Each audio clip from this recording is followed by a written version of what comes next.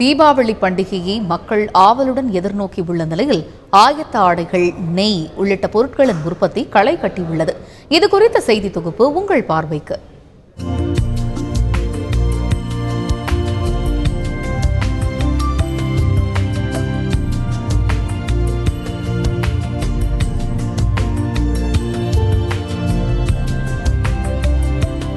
தீபாவளி என்றாலே ஆடைகள் வாங்குவதிலும் இனிப்புகள் தயாரிப்பதிலும் மக்கள் அதிக அளவில் ஆர்வம் காட்டுவர்.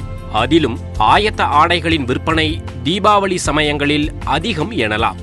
திருப்பூருக்கு அடுத்தபடியாக நாமக்கல் மாவட்டம் பள்ளிப்பாளையம் மற்றும் குமாரபாளையத்தில் அதிக அளவில் தயாரிக்கப்படும் ஆயத்த ஆடைகள் விற்பனைக்காக இந்தியாவின் மற்ற மாநிலங்களுக்கு அதிக அளவில் அனுப்பப்படுகிறது. துணிக்கு உண்டான மூலப்பொருள், ப்ளீச்சிங்கு, டையிங் எல்லாம் இங்கேயே பண்ணுறதுனால நாம் ஒவ்வொரு ரெடிமேட் ஷர்ட்டு தயாரிக்கிறதுக்கும் உற்பத்தி செலவு ரொம்ப குறைவாக இருக்கிறதுனால நாம் எல்லாமே குறைவான இதில் நம்ம கொடுக்க முடியுது. இது பார்த்திங்கன்னா இங்கே உற்பத்தி ஆகிற ரெடிமேட் ஷர்ட்டு பார்த்திங்கன்னா தமிழ்நாடு மற்ற எல்லா மாநிலங்களுக்கும் அதிக அளவில் ஏற்றுமதி ஆகுது. இங்கே பார்த்திங்கன்னா திருப்பூருக்கு அடுத்தபடியாக இங்கே பள்ளிப்பாளையம் தொகுதி பகுதியில் தான் ரெடிமேடு ஷர்ட்டு உற்பத்தி நல்லா இருக்குது. பள்ளிப்பாளையம் மற்றும் குமாரபாளையத்தில் ரெடிமேடு சட்டைகள் அதிக அளவில் உற்பத்தி செய்யப்படுகின்றன. தீபாவளியை முன்னிட்டு அதிக அளவில் ஆர்டர்கள் கிடைப்பதாகவும் இதனால் இத்தொழிலில் நல்ல முன்னேற்றம் உள்ளதாகவும் உற்பத்தியாளர்கள் தெரிவித்துள்ளனர். பள்ளிப்பாளையம் அதை ஒட்டி கார்மெண்ட்ஸ் என்பது ஒரு ஏராளமான கார்மெண்ட்ஸ், கிட்டத்தட்ட ஒரு 400க்கு மேற்பட்ட கார்மெண்ட்ஸ் என்பது செயல்பட்டு இருக்குது. பொதுவாக அந்த கார்மெண்ட்ஸ் என்பது கடந்த காலத்தில் இருந்ததை விட இந்த தீபாவளி காலத்தில் ஒரு நல்ல தொழிலாக என்பது நிறைய துணி என்பது கொடுக்குறாங்க தைக்கிறதுக்கு.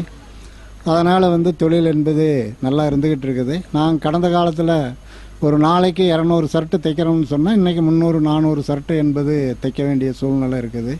இதே போல தீபாவளி பலகாரங்களில் அதிகமாக சேர்க்கப்படும் பொருள் நெய். நாமக்கல் மாவட்டம் ராசிபுரம் மற்றும் அதன் சுற்றுவட்டாரங்களில் அதிகமாக நெய் உற்பத்தி செய்யப்படுகிறது. சுத்தமாகவும் சுவையாகவும் தயாரிக்கப்படும் இந்த நெய் சிங்கப்பூர், மலேசியா போன்ற வெளிநாடுகளுக்கும் ஏற்றுமதி செய்யப்படுவதாக கூறுகின்றனர் உற்பத்தியாளர்கள். நெய் வாசனை அதிகமாக இருக்குது.